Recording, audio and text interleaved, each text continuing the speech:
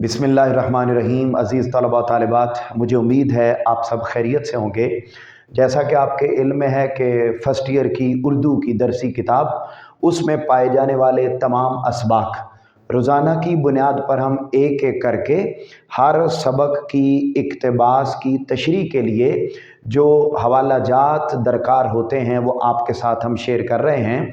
तो हमने अब तक पिछले 2 असबाक में आपको बताया कि अगर उनमें से कोई भी इक़्तिबास आपको पेपर में, बोर्ड इम्तिहानात में और स्कूल और कॉलेज के टेस्ट सेशन में, प्री बोर्ड में और फिर उसके बाद बोर्ड के इम्तिहानात में आपको अगर उनमें से कोई इक़्तिबास आ जाता है तो उसकी तशरीह करते हुए आप कौन कौन से हवाला जात दे सकते हैं।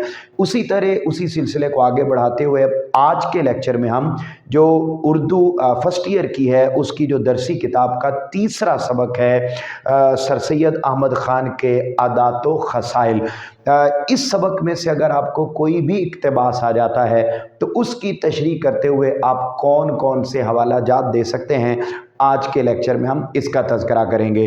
अज़ीज़ तलबा तालिबात, आप ये जानते हैं कि ये आपके बोर्ड इम्तिहानात में सवाल नंबर 3 होता है। आपने नए सफ़े से इस सवाल का आगाज़ करना है। सबसे पहले आप सवाल नंबर 3 लिखेंगे, उसके बाद आप हेडिंग देंगे इक़्तिबास की तशरीह और उसके बाद आपके इल्म में है कि ये सवाल 15 नंबर का है। आपको एक इक़्तिबास दिया जाएगा, एक पैराग्राफ दिया जाएगा, आपने उसकी तशरीह करनी होगी और जब आप तशरीह करते हैं तो उसमें 15 नंबर की डिवीज़न कुछ यूँ होती है कि सबसे पहले आपने हवाला मतन लिखना होता है, यानी उसमें आपने सबक का उन्वान और मुसन्निफ़ का नाम लिखना होता है। तो अगर आपको इस वाले सबक से कोई इक़्तिबास आ जाता है तो साफ ज़ाहिर है आप सबक का उन्वान सर सैयद अहमद ख़ान के आदात व ख़साइल लिखेंगे, मुसन्निफ़ का नाम मौलाना अल्ताफ़ हुसैन हाली लिखेंगे, 2 नंबर इसके हैं। उसके बाद आप सियाक़ो सबाक लिखेंगे, यानी जो आपको पैराग्राफ आया हुआ है, इक़्तिबास आया हुआ है, उससे पहले उस सबक में क्या लिखा गया है, उस पैराग्राफ के बाद उस सबक में क्या लिखा गया है, उसको आपने 8 से 12 लाइनों के अंदर मुकम्मल करना है।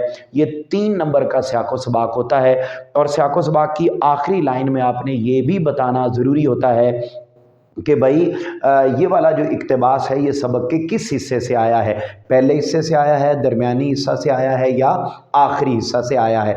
मैं वैसे तो ये तरीक़ाकार हर वीडियो में बता रहा हूँ, लेकिन पहले भी बता चुका हूँ, लेकिन रोज़ाना रिपीट इसलिए करता हूँ कि वो स्टूडेंट, वो तलबा तालिबात जो नए होते हैं और पहली मरतबा लेक्चर ले रहे होते हैं तो उनको भी इन उसूल व ज़वाबित का पता चल जाए।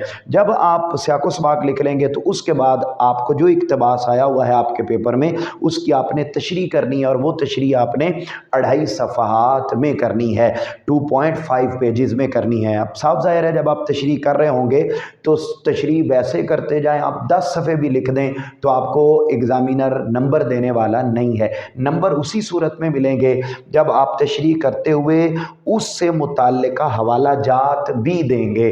तो अज़ीज़ तलबा तालिबात, आपको इस तीसरे सबक में से जो कोई भी इक़्तिबास आ जाए, हर एक इक़्तिबास की तशरीह के लिए आप इन हवाला जात का इस्तेमाल कर सकते हैं। मसलन अगर आप सर सैयद अहमद ख़ान के अखलाक व ख़साइल को एक्सप्लेन कर रहे हैं तो साफ ज़ाहिर आप उनकी खूबियाँ लिख रहे हैं, तो खूबियाँ लिखते हुए आप ये कुरानी हवाला दे सकते हैं जिसमें अल्लाह ताला ने इरशाद फरमाया, लक़द ख़लक़नल इंसान फ़ी अहसनि तक़वीम, बेशक यकीनन हमने इंसान को अच्छी सूरत में पैदा किया। यानी जब आप उनकी खूबियाँ ज़िक्र कर रहे होंगे तो खूबियाँ से मुराद अच्छी सूरत में पैदा किया।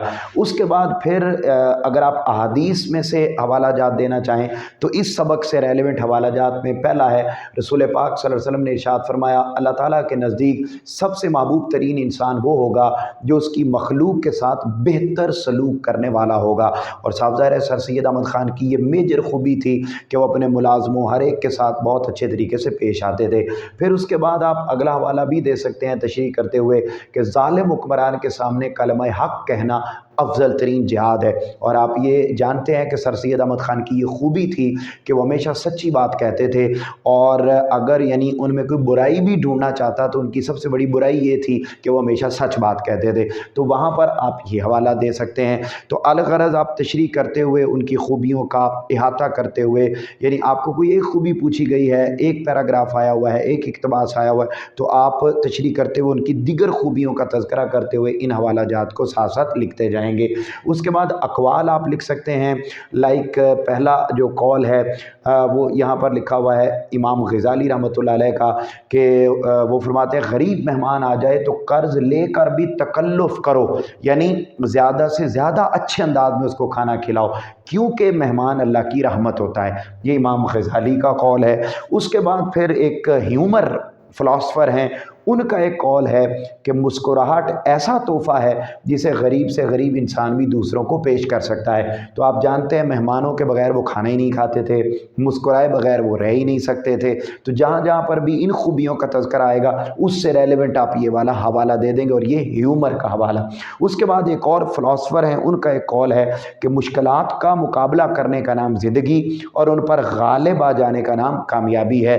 और ये वो हवाला है जो आप लिख सकते हैं उस खूबी को बयान करते हुए कि सर सैयद अहमद ख़ान ने जो अपने अंदर जो यानी जो लिखने की सलाहियत थी और अपनी इस्तेदाद को बढ़ाया था मेहनत करके, और इसी तरीके से उन्होंने कई इदारे कायम किए मेहनत करके। तो जहाँ पर उनकी मेहनत का, जफाकशी का, उनकी इस्तेदाद का, उनकी खूबियों का तज़किरा आएगा तो वहाँ पर आप ये हवाला दे सकते हैं। और ओवरऑल तमाम खूबियों को ज़िक्र करने के बाद आप ये शेर भी सर सैयद अहमद ख़ान को डेडिकेट कर सकते हैं, तशरीह करते हुए कि हज़ारों साल नरगिस अपनी बेनूरी पे रोती है, बड़ी मुश्किल से होता है चमन में दीदावर पैदा। तो अज़ीज़ तलबा व तालिबात, ये टोटल आपके पास हवाला जात हैं 1 और 2 3 और 3 6 और 1 7।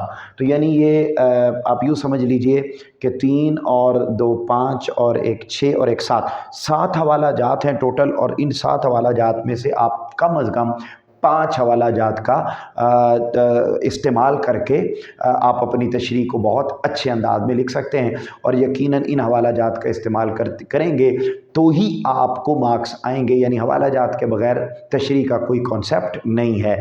आप इन हवाला जात को नोट कर लीजिए, आपको बोर्ड इम्तिहानात में बहुत ज़्यादा फ़ायदा देंगे। और ख़ुद भी इनका इस्तेमाल कीजिए और अपने क्लास फेलोज़ को भी इन वीडियोज़ को ज़रूर शेयर कीजिए। आपसे उम्मीद की जाती है कि ये आपको यकीनी तौर पे सवाल समझ भी आ गया होगा, इसके हवाला जात भी समझ में आ गए होंगे। आपसे मुलाकात होगी इंशाल्लाह अगले लेक्चर में। तब तक अपने घर वालों का बहुत ज़्यादा ख्याल रखिएगा। अल्लाह हाफ़िज़।